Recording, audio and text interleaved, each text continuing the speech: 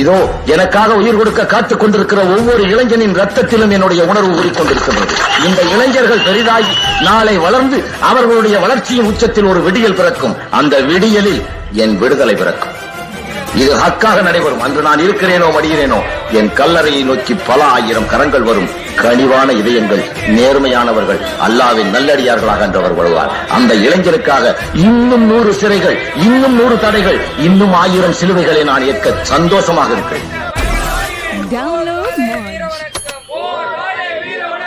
ஒடுக்கப்பட்ட இனங்களின் ஒப்பற்ற உரிமை குரலே, வீர வணக்கம், வீர வணக்கம். இஸ்லாமிய சமூகத்தின் மணிசூடா மகுடமே, வீர வணக்கம், வீர வணக்கம்.